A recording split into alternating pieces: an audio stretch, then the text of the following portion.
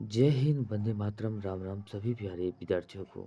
आज हम बात करेंगे बिहार बोर्ड में पूछे जाने वाले अक्सर पूछे जाने वाले क्वेश्चन, जहाँ से एक भी क्वेश्चन छूटने की संभावना नहीं है। यानी कि हम बात करें कि पूरे साल अगर इसी क्वेश्चन पे मेहनत करें, जिसकी हम चर्चा करने वाले हैं, तो सफलता जो है अच्छे अंक के साथ ज़रूर मिलेंगे। क्योंकि हम उन्हीं सारे क्वेश्चनों को सेलेक्ट किए हैं जो एग्ज़ाम के पॉइंट ऑफ व्यू से काफ़ी महत्वपूर्ण हो सकते हैं। साथ ही साथ 2025 के लिए तो महत्वपूर्ण है ही, साथ-साथ अगले वर्ष यानी कि 2026 में जिस भी कैंडिडेट यानी कि जो भी कैंडिडेट एग्ज़ाम देने वाले हैं, उन सभी के लिए काफ़ी महत्वपूर्ण होने वाले हैं। और हम बात करेंगे आज सोशल साइंस यानी कि एसएसटी, जिसे सोशल साइंस कहते हैं। इसमें कुल 4 सब्जेक्ट आते हैं, उन सारे चारों सब्जेक्ट से हम क्वेश्चन सेलेक्ट किए हुए हैं। और इन्हीं क्वेश्चनों को अगर बार-बार रिवीजन किया जाए, तो इससे एक भी बाहर जाने की संभावना नहीं है। क्योंकि हमने जो सारे क्वेश्चन वो उठाए हैं, जो एग्ज़ाम में बार-बार पूछे जाते हैं और पूछे जाने की संभावना भी रहती है। तो चलिए हम बात करते हैं आज की क्वेश्चंस की। तो सारे के सारे हम बात करते हैं, यहाँ पे दिया है Bihar board 10th exam most important question, यहाँ पे देख सकते हैं। उससे पहले हम बात करेंगे आज की मोटिवेशन लाइन की क्लास आगे बढ़ने से पहले, और बात करते हैं आज सिर्फ सब्जेक्टिव क्वेश्चन की बात करेंगे। और इससे पहले वाला अगर वीडियो नहीं देखे हैं, तो हिंदी का दिया हुआ है Bihar board Hindi most important question एक ही वीडियो में, यानी कि 1 घंटा 25 मिनट समथिंग ये वीडियो है। उन वीडियो में जो है सारे के सारे व्याकरण हमने एक ही क्लास में मेंशन कर लिए हैं, जो कि एग्ज़ाम में के पॉइंट ऑफ व्यू से काफ़ी महत्वपूर्ण होते हैं। और वहाँ से एक भी व्याकरण जो है छूटने की संभावना नहीं है। तो उसे जाकर रिवीजन करें, बार-बार देखें, तो वहाँ से व्याकरण आपका कंप्लीट जो मजबूत हो जाएँगे, और आने वाले एग्ज़ाम के पॉइंट ऑफ व्यू से भी प्रिपेयर आप हो जाएँगे। और 2025 के लिए भी नहीं देखे हैं तो ज़रूर जाके देखें। और इससे पहले वाला हम जो है हिस्ट्री का जो है ऑब्जेक्टिव डाल चुके हैं, वीवीआई ऑब्जेक्टिव भी डाल चुके हैं। अगर नहीं देखे तो जाके ज़रूर देखें। और हम धीरे-धीरे करके सारी क्लास का जो ऑब्जेक्टिव भी डाल देंगे। और आज जो बात करेंगे सारे सब्जेक्टिव की, तो उसका जो है धीरे-धीरे, अभी तो सिर्फ़ आपको जो है क्वेश्चंस बता रहे हैं, उसके मुताबिक आप जो है प्रिपेयर हो जाइए। और आपकी कॉपी में जो है जो आंसर लिखाए गए होंगे और लिखा भी होगा, उसको बार-बार जो है लिखें और रिवीजन करें, आपको याद हो जाएँगे। और हम भी अगले वीडियो के माध्यम से, अभी तो सिर्फ क्वेश्चन बता रहे हैं, अगले वीडियो के माध्यम से हम जब आएँगे, तो उसमें क्वेश्चन के साथ जो है आंसर भी हम प्रिपेयर यानी कि प्रिपेयर करा देंगे आपको आंसर के क्वेश्चन के साथ आंसर भी। तो चलिए आपको इससे पहले हम बात कर लेते हैं क्लास को आगे बढ़ने से पहले बात करते हैं कामयाबी जो है सुबह जैसी होती है। कामयाबी जो है सुबह जैसी होती है, माँगने पर नहीं बल्कि जागने पर मिलती है। बहुत ही अच्छी लाइनें हैं। ये कामयाबी जो होती है सिर्फ़ माँगने से और किसी को ताड़ने से नहीं होती है। बाकी अपने मेहनत करते रहने से ये इस कामयाबी मिलती है। अब बात करते हैं लकीरों से बाहर पैर भी आते हैं। लकीरों से बाहर पैर भी आते हैं जब सपने जीत में बदल जाते हैं। बिल्कुल ही सही बात है। क्योंकि आप जब चाहते हो कहावत भी है, चादर पैर वहीं तक फैलाओ जहाँ तक चादर है।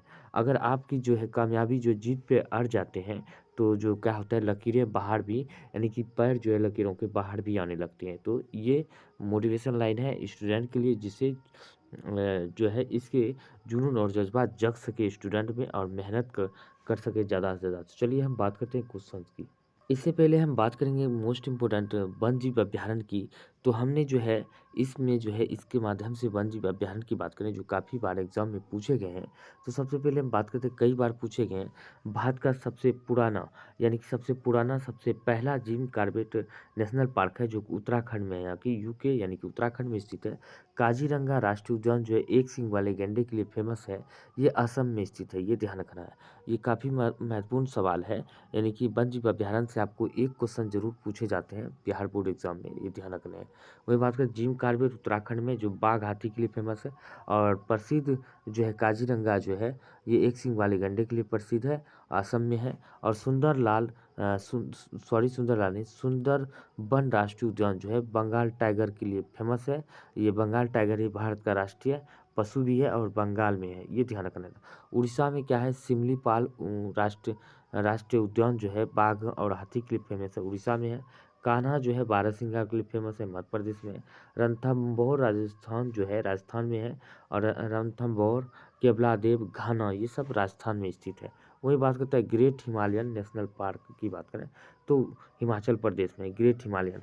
और एकमात्र राष्ट्रीय उद्यान जो बिहार में है वो वाल्मीकि, बहुत से बिहार, बहुत से वाल्मीकि, ऐसे याद रखना। राष्ट्रीय उद्यान जो कि पश्चिमी चंपारण में स्थित है। दुर्बा नेशनल पार्क जो है उत्तर प्रदेश में, यहाँ पे देख सकते हैं ये है उत्तर प्रदेश, यूपी में स्थित है। अब वहीं बात करते हैं दुर्बा नेशनल पार्क हो गया। और बात कर लेते हैं होता है और होता है यहाँ पे देख सकते हैं पेरियार। पेरियार जो है ये हाथियों के लिए फेमस है, पेरियार, जो कि केरल में स्थित है, ये ध्यान रखना है। अब बात करते हैं नेक्स्ट की। अब बात करते हैं भारत की बंदरगाह के बारे में बात करें तो भारत में कुल बात करते हैं कुल 13 बड़े बंदरगाह है भारत में, ये ध्यान रखना है। तो हम कलर को चेंज कर लेते हैं। भारत में बात करते हैं कुल 13 बड़े बंदरगाह है, यहाँ पे देख सकते हैं। और जो कि कई बार एग्जाम में पूछे जाते हैं, यहाँ से भी एक क्वेश्चन फिक्स है, ये ध्यान रखने हैं। भारत का ये है ये होता है पश्चिमी दिशा, यानी कि ये सॉरी ये जो है पश्चिम भाग है भारत का, ये पूर्वी भाग है, ये ध्यान रखना है। अब पूछता है कि भारत के पूर्वी भागों में स्थित बंदरगाह कौन कौन से हैं, तो यहाँ पे देख सकते हैं पूर्वी भाग है ये। पूर्वी भाग में ये हल्दिया कोलकाता में है, और कोलकाता भी, हल्दिया बंदरगाह पश्चिम बंगाल में है, और कोलकाता बंदरगाह भी पश्चिम बंगाल में भी ये स्थित है, ये ध्यान रखना है। पारादीप कहाँ पे, उड़ीसा में, यहाँ पे देख सकते हैं उड़ीसा है। और विशाखापट्टनम कहाँ पे, आंध्र प्रदेश में। एन्नोर कहाँ पे है, तमिलनाडु में है। यानी कि एन्नोर जो है आंध्र प्रदेश तमिलनाडु दोनों सीमा पर है। चेन्नई तमिलनाडु पर है, तमिलनाडु एन्नोर ये तमिलनाडु में है। और बात करते हैं तूतीकोरिन, तूतीकोरिन भी कहाँ पे है, तमिलनाडु में। और पोर्ट ब्लेयर जो है ये भी कहाँ पे स्थित है, कहाँ पे, अंडमान निकोबार द्वीप समूह, जिसका अंडमान निकोबार द्वीप समूह का राजधानी बदलकर श्री विजयपुरम कर दिया है, ये ध्यान रखना है। पहले दमन व द्वीप हुआ करता था, और ये हो गया है दमन व द्वीप ने पोर्ट ब्लेयर हुआ करता था, इसका बदल कर क्या किया है नाम, पोर्ट ब्लेयर का नाम बदल कर दिया है श्री विजयपुरम। अब बात करते हैं ये हो गया पूर्वी तट का। पूर्वी तट का बंदरगाह 1 2 3 4 5 6 7, 7 बंदरगाह है पूर्वी तट पर, ये ध्यान रखना है। अब बात करते हैं पश्चिमी तट पर कुल 6 बंदरगाह, ये पश्चिमी तट हो गया, जो कि अरब सागर के इधर से, ये अरब सागर है। और यहाँ पे बंगाल की खाड़ी है, ये ध्यान रखना है, बंगाल की खाड़ी की इधर है पूर्व दिशा में। अब पश्चिमी तट की बात करें तो बंदरगाह ये है, कंडला जो है गुजरात में है, और कंडला भी है, और क्या है, जामनगर भी है, ये गुजरात में। मुंबई, जिसे मुंबई बंदरगाह को क्या नाम से जानते हैं, मुंबई बंदरगाह को क्या कहते हैं, जवाहरलाल नेहरू बंदरगाह भी कहते हैं, जिसे नन्हा सेवा, शॉर्टकट में नन्हा सेवा, जवाहरलाल नेहरू, यानी शॉर्टकट में इसी बंदरगाह को कहते हैं नन्हा सेवा, ये ध्यान रखना है। यहाँ पे देख सकते हैं नन्हा सेवा भी है, मुंबई दोनों दिया हुआ है। अब बात करते हैं मर्म गोवा, गोवा में है। न्यू मंगलुरु, मंगलोर में यानी कि कर्नाटक में है। और कोचीन बंदरगाह केरल में है, ये ध्यान रखना है। काफ़ी महत्वपूर्ण सवाल है, कई बार एग्जाम में पूछे गए हैं। अब बात करते हैं यहाँ बंदरगाह से संबंधित मोस्ट इंपोर्टेंट क्वेश्चन है। सबसे बड़ा प्राकृतिक बंदरगाह कौन सा है, मुंबई है। सर्वाधिक व्यापार जो होता है मुंबई बंदरगाह से होता है। सबसे बड़ा कृत्रिम बंदरगाह नन्हा सेवा यानी कि जवाहरलाल नेहरू बंदरगाह है। सबसे ज़्यादा सामानों की आपूर्ति वाला बंदरगाह कौन सा है, कांडला है, गुजरात में है। पारादीप जो जापान को झारखंड व उड़ीसा का लोहा जो निर्यात होता है, यानी कि पारादीप बंदरगाह से जो क्या होता है, झारखंड और उड़ीसा से लौह अयस्क निर्यात किया जाता है जापान को। सबसे गहरा बंदरगाह विशाखापट्टनम है, पूर्वी दिशा में है, ये ध्यान रखकर पूर्व भाग में, पहले बता चुके हैं। पूर्व और पश्चिम भाग आपको याद करने, यहाँ से क्वेश्चन आते ही है। देश का पहला कंप्यूटराइज बंदरगाह एन्नोर बंदरगाह है, जो कि कंप्यूटर से लैस था, पहला बंदरगाह था। वहीं बात करते हैं देश का सबसे पुराना बंदरगाह चेन्नई है। सबसे बड़ा पोत प्रांगण जो है कोची का है, यानी कि सबसे बड़ा पोत कैपेसिटी वाला बंदरगाह जो है कोची है, ये ध्यान रखना है। अब बात कर लेते हैं नेक्स्ट की। मोस्ट वीवीआई क्वेश्चन है, यहाँ पे भारत का नक्शा भी है, यहाँ पे देख सकते हैं हमें भारत का नक्शा भी लगाए हैं, आप सभी के लिए ही लगाए हैं। तो यहाँ पे लद्दाख सबसे उत्तरी दिशा में देख सकते हैं। और यहाँ पे जो है बांग्लादेश से सर्वाधिक सीमा साझा करने वाला राज्य, यानी कि बांग्लादेश से सर्वाधिक सीमा लगता है। और सबसे कम सीमा जो है यहाँ अफगानिस्तान के साथ लगता है 106 किलोमीटर, बांग्लादेश के साथ लगता है 96 किलोमीटर लगता है, ये ध्यान। सबसे ज़्यादा सीमा लगता है बांग्लादेश के साथ। यहाँ पे सभी के सभी राज्य का जो है राजधानी दिया हुआ है, सब पे देख सकते हैं। और टोटल हमने यहाँ पे मैप का मेंशन किए हुए हैं। अब बात करते हैं कि ये काफ़ी बार एग्जाम में पूछे जाते हैं, खूब पूछे जाते हैं एग्जाम में। तो संघ सूची से कौन कौन आपको याद रखने हैं, ये 3 सूची में से एक सूची आपको आने की प्रबल संभावना है, नंबर दिला सकते हैं एक सूची। तो बात करते हैं संघ सूची में क्या याद रखना है। संघ सूची में कौन कौन से विषय आते हैं, सबसे पहले रेलवे, बैंकिंग, ये तो याद रखना ही है। रेलवे बैंकिंग जितना होता है, हवाई जहाज, बंदरगाह, डाक होता है, टेलीफोन, विदेश होता है, इतना ही याद रखना है। और जितना भी सेना है, थल सेना, जल सेना, सभी के सभी संघ सूची में ही आता है। याद रखना है बस 2-3 ठो बातें आपको। क्या रखना होता है? रेलवे, बैंकिंग याद रखना है, बंदरगाह रखना है और जितना भी सेना होता है, थल, जल सेना, सभी के सभी इसी में आता है। टेलीफ़ोन और विदेश, यही 2-3 चीज़ याद रखना है। एक रेलवे, बैंकिंग, बंदरगाह, हवाई जहाज़ तो ऐसे भी आता है, टेलीफ़ोन, विदेश, ये सबको आपको याद रखना है। तीनों सेनाएँ भी आते हैं। इतना आपको याद रखना है, 2 4-5 गो बातें आपको।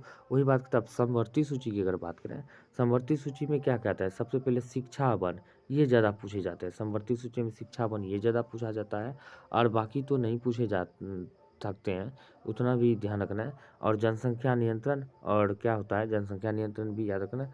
वन जीवों का संरक्षण, यानी विवाह भी आता है और विवाह तलाक भी, यानी कि इतना ज़्यादा याद नहीं करना, 2 ही चीज़ आप याद रखिए, शिक्षा वन याद रखना है और जनसंख्या नियंत्रण, बस इतना याद रख 3 चीज़ें अब समवर्ती सूची का। और राज्य सूची की अगर हम बात करें क्या-क्या याद रखना है? पुलिस, जेल और स्थानीय स्वशासन, यानी कि पंचायती राज को ही क्या कहते हैं? स्थानीय स्वशासन। यही 3 चीज़ आपको याद रखने हैं। पुलिस, जेल, स्वास्थ्य भी होता है, स्वच्छता भी होता है। स्वास्थ्य यानी कि अस्पताल आ गया तो स्वास्थ्य भी आ गया, ऐसे याद रखना है। और ये इतना बस और ज़्यादा नहीं है। स्वास्थ्य हुआ, अस्पताल, स्वास्थ्य और पुलिस, जेल और स्थानीय स्वशासन। कभी-कभी पूछ लेता है स्थानीय स्वशासन दे देता है या तो पंचायती राज लिखता है। ये 2 इसीलिए ब्रैकेट में हम मेंशन कर दिए हैं पंचायती राज। स्थानीय स्वशासन को ही क्या कहते हैं? पंचायती राज कहते हैं। अब प्राथमिक क्रियाएँ और तृतीय, इसमें से आपको 1 नंबर यहाँ से भी दिला है। यानी कि दोनों से 1-1 नंबर ले तो जितना भी टॉपिक बात कर रहे हैं सबसे 1-1 नंबर, यानी कि कहने का तात्पर्य है कि जितना टॉपिक हम बात करते हैं पर टॉपिक पे 1 नंबर है, ये ध्यान रखना है। अब बात करें प्राथमिक क्रिया में कौन-कौन से आते हैं? कृषि के साथ जितना भी पालन हम करते हैं, बकरी, भेड़, मुर्गी पालन, सभी के सभी, साथ-साथ खनन, उत्खनन, ये भी याद रखना है। कृषि पालन के साथ जो भी पालन होता है, कृषि के साथ-साथ खनन, उत्खनन भी प्राथमिक क्रियाएँ में आते हैं, ये ध्यान रखना है। वही बात करें द्वितीय क्रिया की अगर हम बात करें, द्वितीय क्रिया में विनिर्माण, विनिर्माण और निर्माण, अवसंरचना, उद्योग, उद्योग, लघु उद्योग, कुटीर उद्योग, विनिर्माण और निर्माण, ये सारे के सारे बस याद रखना है, ये प्राथमिक क्रियाएँ होते हैं। वहीं बात करें तृतीय क्रिया की बात करते हैं, बैंकिंग, परिवहन, बैंकिंग, परिवहन, दूरसंचार, व्यापार, ये सारे के सारे के, स्वास्थ्य, शिक्षा, ये सारी के सारी प्राथमिक क्रिया। तृतीय क्रिया इसी को क्या कहते हैं? तृतीय क्रिया को कहते हैं सेवा क्षेत्र भी कहा जाता है, सेवा क्षेत्र भी इसी को कहा जाता है। और सबसे बड़ा योगदान भारत की जीडीपी में इसी का है, किसका? तृतीय क्षेत्र का ही। यह देखें, प्राथमिक क्षेत्र का दूसरा दूसरा स्थान है, दूसरे नंबर पर आता है जीडीपी के मामले में। और प्राथमिक के क्षेत्र में जो है खूब पूछा जाता है एग्जाम, भारत के जीडीपी में सर्वाधिक योगदान किसका है? तृतीय क्षेत्र यानी कि सेवा क्षेत्र का, ये ध्यान रखना है। अब बात करते हैं नेक्स्ट की, हम बात करें तो अब आता है कुछ वन जीव अभ्यारण्य, हमने पहले भी चर्चा किया, एक बार इम्पोर्टेंट सब चर्चा कर लेते हैं। काजीरंगा, जितना हम बात करेंगे वही 10 से मुश्किल से 10 अभ्यारण्य, 10 से 12 बात करेंगे, इससे बाहर नहीं जाएंगे, यही ज़्यादा पूछे जाते हैं। काजीरंगा राष्ट्रीय उद्यान एक सींग वाले गैंडे के लिए फेमस है, जो कि असम में है। मानस राष्ट्रीय उद्यान ये भी असम में है।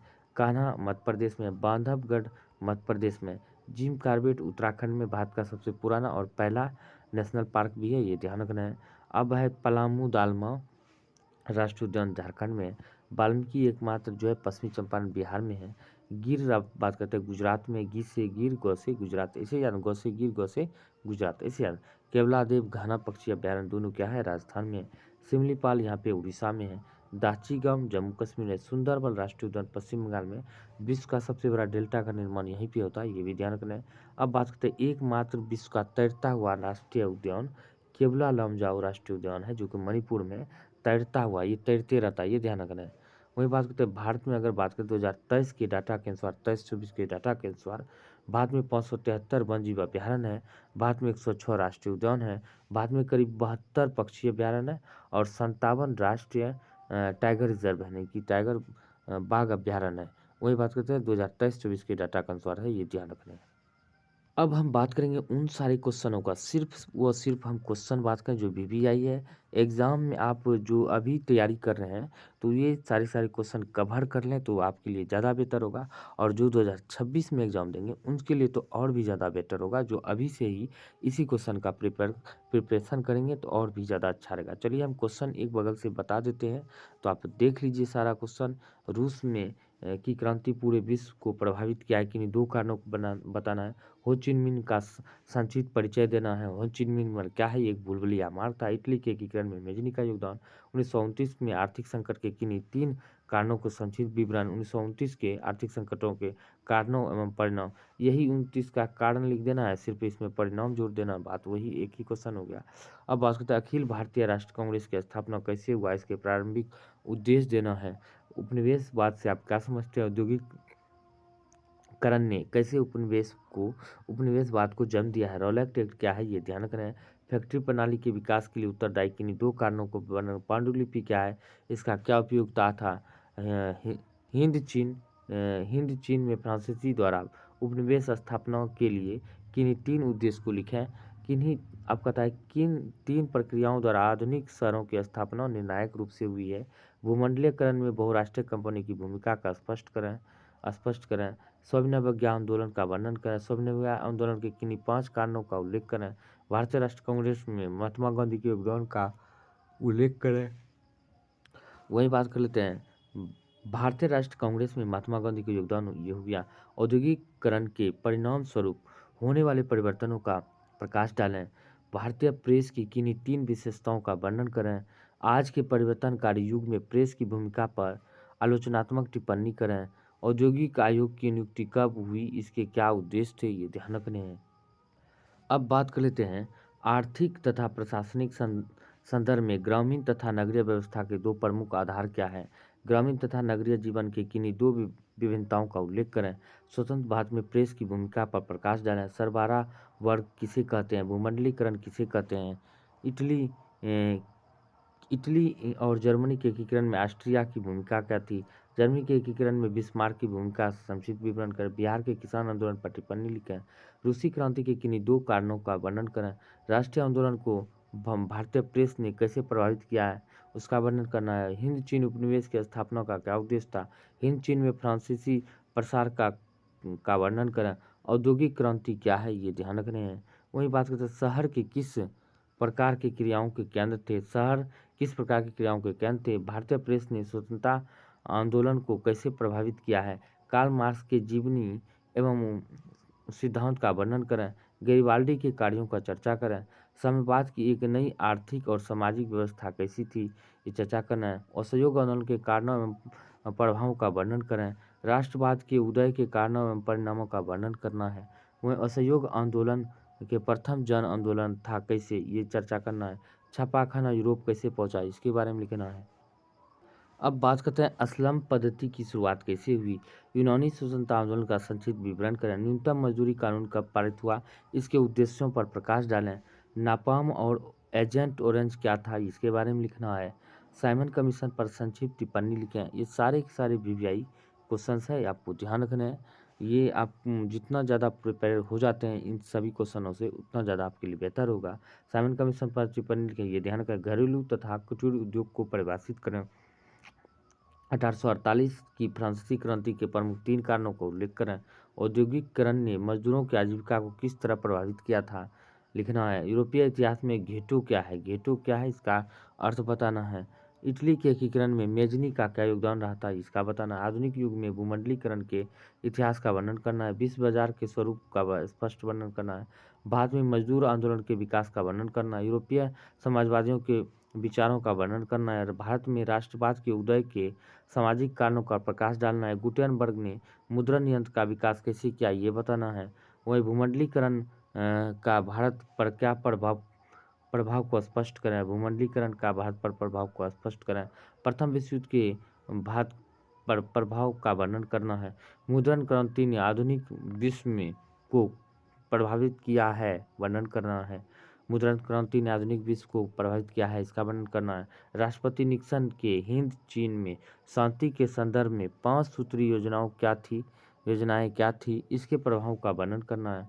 मुद्रण क्रांति ने आधुनिक विश्व को कैसे प्रभावित किया, इसके बारे में लिखना है। अब बात कर लेते हैं ल कोयला एवं लौह उद्योग ने औद्योगिकीकरण को गति प्रदान की, कैसे? ये लिखना है। लॉर्ड लिटन ने राष्ट्रीय आंदोलन को गतिमान बनाया, कैसे? ये लिखना था। शहरीकरण की प्रक्रिया में व्यवसाय वर्ग, मध्यम वर्ग, मजदूर वर्ग की भूमिका का वर्णन, इसके बारे में चर्चा करना है, ये ध्यान रखना है। भूमंडलीकरण के कारण आम लोगों के जीवन में आने वाले परिवर्तनों को स्पष्ट करना है, ये ध्यान रखना है। अब बात करते हैं भूगोल की, यानी कि ज्योग्राफी के मोस्ट इम्पोर्टेंट क्वेश्चंस की बात करेंगे। इसमें भी 50 से 60 क्वेश्चन है, ये ध्यान रखना है। 50 से 60 है, सारे के सारे मोस्ट इम्पोर्टेंट है, जो कि आपको 1 ईयर में जो है प्रिपेयर कर लेना है इन सारे क्वेश्चन को। यहाँ से एक भी बाहर जाने की संभावना नहीं है, ये ध्यान रखना है। गेहूं उत्पादन हेतु मुख्य भौगोलिक दशाओं का उल्लेख करते हुए यानी कि भारत के गेहूं उत्पादक क्षेत्रों को नाम लिखना है। बाद में गेहूं की खेती का विस्तार पूर्वक वर्णन करना। ये जितना भी हम बता रहे हैं सारे के सारे बीबीआई है, और इसका जो है सब्जेक्टिव का आंसर भी हम आने वाले अगले वीडियो के माध्यम से देंगे, ये ध्यान रखना है।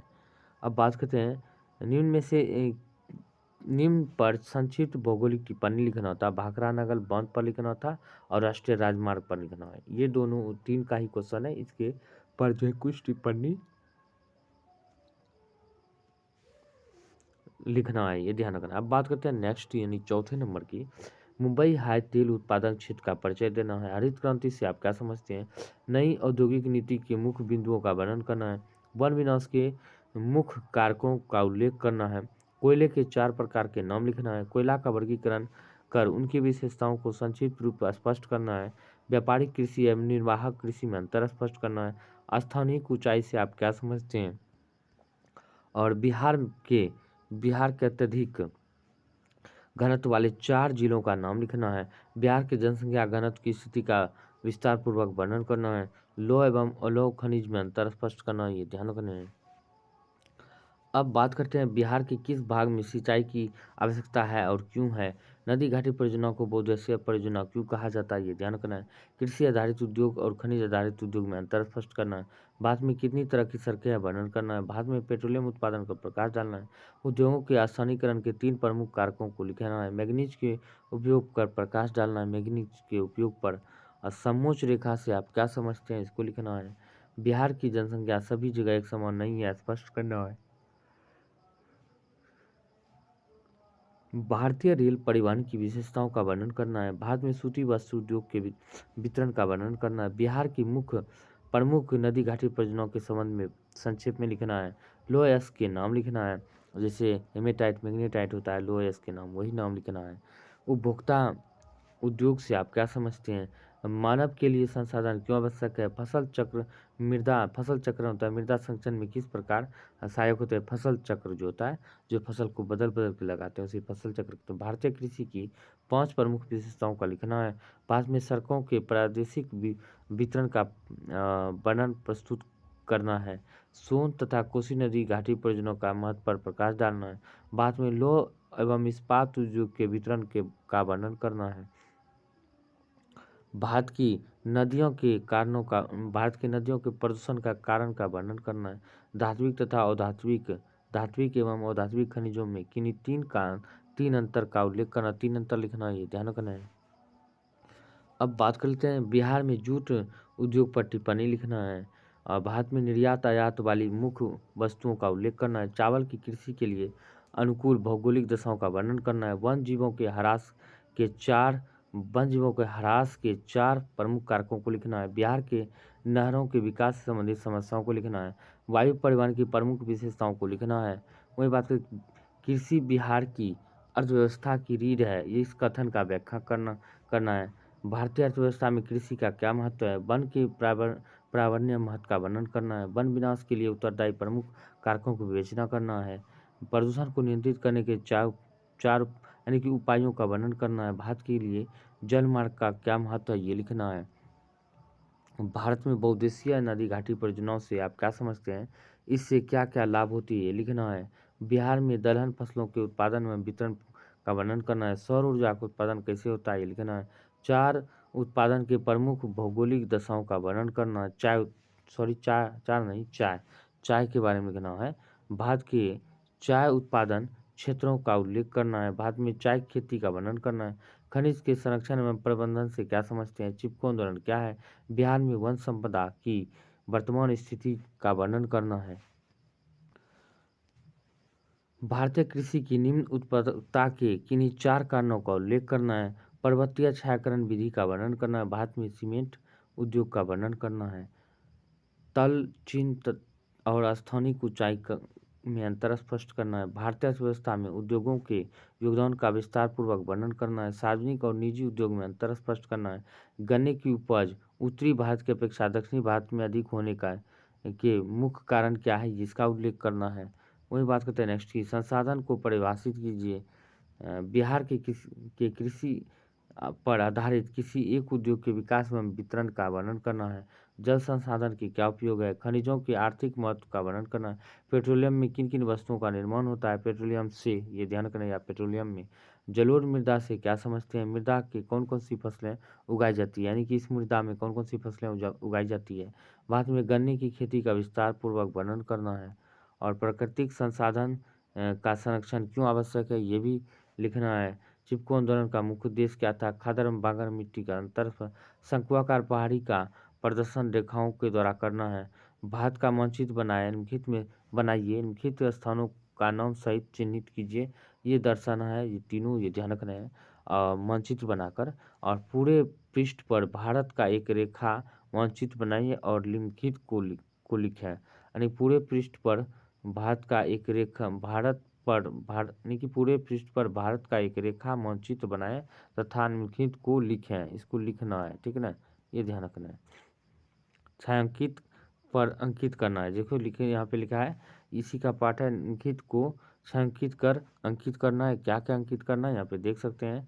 यहाँ पे अंकित करना है कि भारत के पेट्रोलियम उत्पादक क्षेत्र का और कपास उत्पादक और विरल जनसंख्या का क्षेत्र, ये लिखना है। अब है अगला क्वेश्चन, पूरे पृष्ठ पर भारत का एक मानचित्र बनाकर निम्नलिखित को दर्शाना है। नर्मदा नदी घाटी दर्शाना, विशाखापत्तनम, झरिया कोयला क्षेत्र और कर्क रेखा, ये चारों को दर्शाना है। पूरे पृष्ठ पर भारत का एक रेखा मानचित्र बनाए तथा अंकित को छायांकित कर नाम अंकित करना है। कोयला यानी कोलकाता, काली मिट्टी का क्षेत्र और बंगाल की खाड़ी मुंबई, ये चार चीजें लिखना है। पूरे पृष्ठ पर हम बात करें, भारत का एक रेखा मानचित्र बनाए, निम्नलिखित को छायांकित कर नामांकित कीजिए, यानी कि इसको नामांकित कीजिए। दिल्ली, विशाखापत्तनम गेहूं उत्पादन क्षेत्र, बंदरगाह, लाल मिट्टी का क्षेत्र और अरब सागर, बंदरगाह और लाल मिट्टी का क्षेत्र। अब पूरे पृष्ठ पर भारत का एक रेखा मानचित्र बनाए, निम्नलिखित को छायांकित कर अंकित करें। रानीगंज, अंकलेश्वर, बरौनी, कलपक्कम, तमिलनाडु, सुंदरबन, ये सारे के सारे एक जो है मैप में से आपको एक क्वेश्चन देखने के लिए जरूर मिल सकते हैं, ये ध्यान रखना है। अब बात करते हैं आपदा प्रबंधन, डिजास्टर मैनेजमेंट की बात करें तो भूकंप क्या होते हैं, इससे बचाव की किन्हीं 2 उपाय लिखना है। बाढ़ से होने वाले हानियों का वर्णन करें, भूकंप के केंद्र अधिकेंद्र के अंतर लिखना है। बिहार में बाढ़ की स्थिति का वर्णन करना है। आपदा से आप क्या समझते हैं, ये लिखना है। वही बात करते हैं हम हम रेडियो के उपयोग का प्रकाश डालना है। हम रेडियो यानी कि रेडियो के उपयोग का प्रकाश डालना है। भूस्खलन के कितने रूप होते हैं, ये लिखना है। अब बात करते हैं नागरिक सुरक्षा के क्या उद्देश्य हैं, हो सकते हैं, लिखना है। भारत की भूकंपीय पेटी का साधारण वर्गीकरण करना है। आग लगने की स्थिति में क्या प्रबंधन करना चाहिए, लिखना है। सुखाड़ प्रबंधन का वर्णन करना है। भूकंप के प्रभावों को कम करने के लिए किन्हीं 4 उपायों को लिखना है।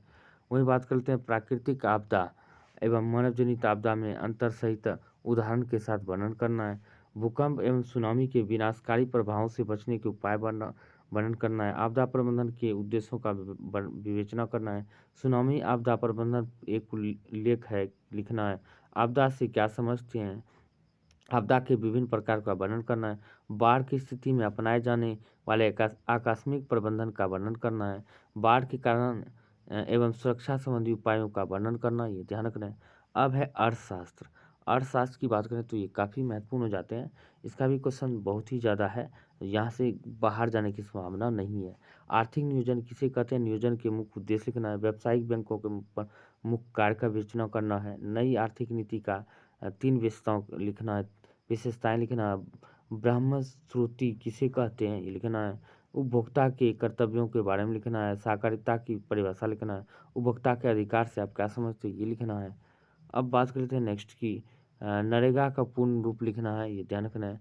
और वैश्वीकरण क्या है, मुद्रा की परिभाषा दें, मुद्रा की कार्य लिखना है, मुद्रा के आर्थिक महत्व पर प्रकाश डालना है, राष्ट्रीय आय की गणना में होने वाले कठिनाइयों का वर्णन करना है, बिहार के आर्थिक पिछड़ेपन का क्या कारण है, इसे दूर करने के उपाय बताना है, उपभोक्ता संरक्षण 1986 का मुख्य विशेषता बताना है। अब बात करते हैं निजीकरण से आप क्या समझते हैं, आर्थिक विकास क्या है, आर्थिक विकास तथा आर्थिक समृद्धि में अंतर बताना है, वस्तु विनिमय प्रणाली की कठिनाई का वर्णन करना है, स्वयं सहायता समूह से क्या समझते हैं, एटीएम क्या है, आर्थिक विकास मुख्य क्षेत्र का वर्णन करना है, वैश्वीकरण का आम आदमी पर क्या आम आदमी पर प्रभाव का वर्णन करना है, अर्थव्यवस्था किसे कहते हैं और प्रति व्यक्ति आय क्या है, स्वयं सहायता समूह में महिलाएं महिलाएं प्रकार अपनी भूमिका निभाती है, किस प्रकार स्वयं सहायता समूह में महिलाएं किस प्रकार, ये ध्यान रखना था, किस प्रकार अपनी भूमिका निभाती है। और वैश्वीकरण का बिहार पर पड़े प्रभाव का को बताना है, आधारभूत संरचना से किसे कहते हैं, मुद्रा से कौन कौन लाभ है वर्णन करना है, उदारीकरण को परिभाषित करना है।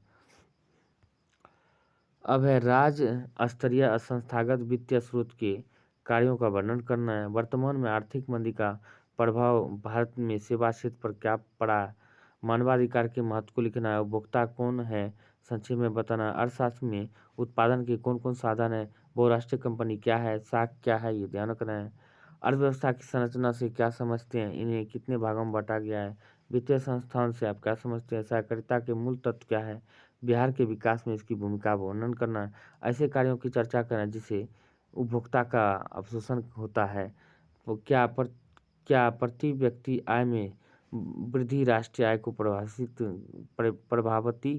प्रभावित करती है, वर्णन करना है, समावेशी विकास से क्या समझते हैं, बचत क्या है, बाद में वैश्वीकरण क्या का वर्णन करना है, विश्व व्यापार संगठन क्या है, यह कब और क्यों स्थापित किया गया, मिश्रित अर्थव्यवस्था क्या है, आर्थिक नियोजन क्या है, सकल घरेलू उत्पाद क्या है, भारत में समान व्यक्ति पर वैश्वीकरण का क्या प्रभाव पड़ा है, वैश्वीकरण को संभव बनाने वाले कारकों का वर्णन करना है, निम्न में से का विस्तार रूप लिखना है, किसका विस्तार रूप लिखना है, तो यहाँ पे देखते हैं, यहाँ पे दिया हुआ है आरबीआई का फुल फॉर्म लिखना है, जीएनपी का लिखना है, एटीएम का लिखना है, जीडीपी का और एनएसएसयू का, नाबार्ड का और एसएचजी का स्वयं सहायता समूह जो होता है सेल्फ हेल्प ग्रुप। अब है राजनीतिक शास्त्र यानी कि सिविक्स, पॉलिटिकल साइंस, ये ध्यान रखना है, पॉलिटिकल साइंस यानी कि बात करें सिविक्स हो जाते हैं। बात करते हैं लोकतंत्र किस तरह उत्तरदायी एवं वैध सरकार का गठन करता है, नगर निगम के प्रमुख कार्यों का वर्णन करना, राष्ट्रीय राजनीतिक दल किसे कहते हैं, ये ध्यान रखना है, राजनीतिक दलों को प्रभावशाली बनाने के 3 उपायों को संक्षेप में लिखना है, राष्ट्र की प्रगति में महिलाओं का योगदान लिखना है, किन्हीं 2 प्रावधानों को लिखें जो भारत को धन निरपेक्ष बनाता है, आतंकवाद लोकतंत्र की चुनौती है कैसे, और भारत में लोकतंत्र के भविष्य को आप किस रूप में देखते हैं, भारत में लोकतंत्र कितना सफल है, भारत में लोकतंत्र कैसे सफल हो सकता है, बिहार के विकास में महिलाओं के योगदान का उल्लेख करना है, जिला परिषद के 3 कार्य लिखना है, राजनीतिक दल किस प्रकार सत्ता में साझेदारी करते हैं, ग्राम पंचायत के कार्य एवं शक्ति का वर्णन करना है, सूचना के अधिकार आंदोलन के मुख्य उद्देश्य क्या है, भाषा नीति क्या है, जीवन के विभिन्न पहलुओं का जिक्र करें जिनमें भारत में स्त्रियों के साथ भेदभाव है या वह कमजोर स्थिति में है, इसके बारे में वर्णन करना है। और बात करते हैं राजनीतिक दलों की 2 प्रमुख चुनौतियों को संक्षेप में लिखना है, विभिन्न जन आंदोलनों में महिलाओं की क्या भूमिका थी, आतंकवाद एवं अलगाववाद लोकतंत्र की चुनौती है, स्पष्ट करें, दल बदल क्या कानून क्या है, नगर निगम में की आय के प्रमुख साधन को बताएं, भारत को गणतंत्र क्यों कहा जाता है, ग्राम पंचायत के प्रमुख अंग कौन कौन से हैं, ये लिखना है। अब बात करें लोकतंत्र जनता के द्वारा जनता के लिए शासन है कैसे, भारत की विधायिकाओं में महिलाओं के जनप्रतिनिधित्व की स्थिति क्या है, किस आधार पर आप कह सकते हैं कि बिहार में शुरू हुआ छात्र आंदोलन का स्वरूप राष्ट्रीय हो गया है, जनता दल यूनाइटेड का परिचय दें यानी कि जेडीयू नीतीश चाचा की पार्टी है जेडीयू, सत्ता की साझेदारी से आप क्या समझते हैं, जनता दलों के राजनीतिक दलों के 6 मुख्य कार्य का वर्णन करना है, क्या आतंकवाद लोकतंत्र की चुनौती है, स्पष्ट करना है, राजनीतिक दलों को लोकतंत्र का प्राण क्यों कहा जाता है, ये लिखना है, बिहार में छात्र आंदोलन के प्रमुख कारण लिखना है, सूचना का अधिकार कानून लोकतंत्र का रखवाला है कैसे? ये लिखना है। लोकतंत्र किस प्रकार आर्थिक आर्थिक समृद्धि एवं विकास में सहायक बनता है? लोकतंत्र से आप क्या समझते हैं? भारतीय संविधान की मुख्य विशेषताओं का वर्णन करना है। मानव अधिकारों पर एक संक्षिप्त टिप्पणी लिखना है। ये ध्यान रखना है। अब बात करते हैं वर्तमान में वर्तमान भारतीय राजनीति में लोकतंत्र के समक्ष कौन-कौन सी चुनौतियाँ हैं, वर्णन करना है। लोकतंत्र किन परिस्थितियों में सामाजिक विषमताओं को कम करने में मददगार होता है और सामंजस्य सामंजस्य के वातावरण का वर्णन करता है। परिवारवाद और जातिवाद ने बिहार में किस तरह के लोकतंत्र प्रभावित किया है। भारतीय किसान यूनियन की मुख्य मांगें क्या थी? परिवारवाद क्या है? क्या चुने हुए सांसद लोकतंत्र में अपनी मर्जी से सब कुछ कर सकते हैं, वर्णन करना है। बंधुआ मजदूर किसे कहते हैं? गुप्त मतदान क्या है? गांव कचहरी के गठन एवं शक्ति का वर्णन करना। लैंगिक असमानता क्या है? संघ राज्य से आप क्या समझते हैं? लोकतंत्र के दोषों का वर्णन करना। वार्ड पार्षद के कार्यों को लिखना है और पर लोकतंत्र की विभिन्न प्राथमिकताओं पर एक निबंध लिखना है। बाद में किस तरह की जातिगत असमानताएं स्पष्ट करना है। धर्मनिरपेक्ष राज्य से आप क्या समझते हैं? तो चलिए आज के लिए इतना ही मोस्ट इम्पोर्टेंट क्वेश्चन था, बहुत ही ज़्यादा हम सेलेक्ट कर लिए हैं। अगर एक साल इसी सब क्वेश्चनों पर वार करते हैं यानी कि प्रिपेयर होते हैं इसी क्वेश्चन के मुताबिक, तो आप एग्ज़ाम में उम्मीद है कि यानी कि अच्छे नंबर यानी कि अच्छे मार्क्स से पास हो सकते हैं। तो चलिए मिलते हैं अगले वीडियो में, तब तक के लिए जय हिंद जय भारत।